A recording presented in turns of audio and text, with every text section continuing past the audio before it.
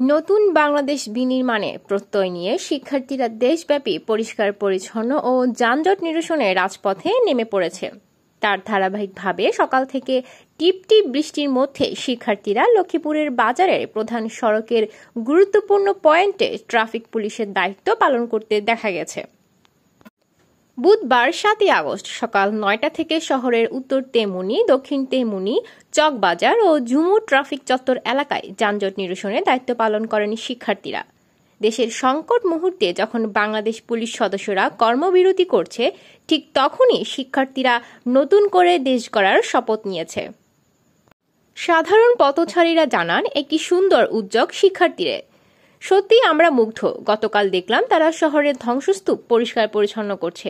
আজ আবার তারা যানজট নিরসনের ট্রাফিক পুলিশের দায়িত্ব পালন করছে। তাদের হাতে ছোট লাঠি, মুখে বাঁশির সুর। মনে হচ্ছে আসল ট্রাফিক পুলিশের সদস্যরা দায়িত্ব পালন করছে।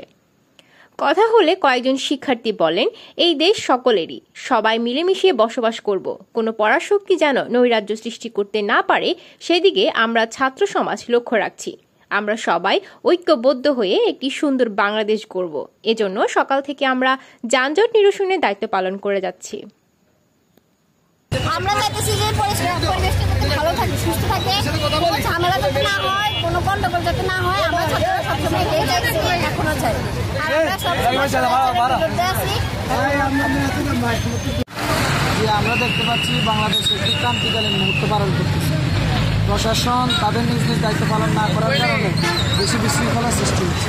এই বিশৃঙ্খলাকে রুখে দেওয়ার জন্য, মনে করেন সকল প্রকার বৈষম্যকে দূর করার জন্য, রাস্তার যানজট দূর করার জন্য সাধারণ ছাত্রদের পাশাপাশি বিভিন্ন রাজনৈতিক দলের লোকজন আসে, তাদের দায়িত্ব পালন করছে। আমরা দেখতে পাচ্ছি আমাদের পাশে আছে ছাত্রছাত্রীদের দায়িত্ব, পৌরসভার দায়িত্বশীল বৃন্দরা আসে, ট্রাফিকের দায়িত্ব পালন করতেছেন, রাস্তা পরিচ্ছন্ন কাজগুলো করতেছেন এবং বিভিন্ন ধরনের মানুষকে সতর্ক করতে যেন কেউ ভয় না পায়।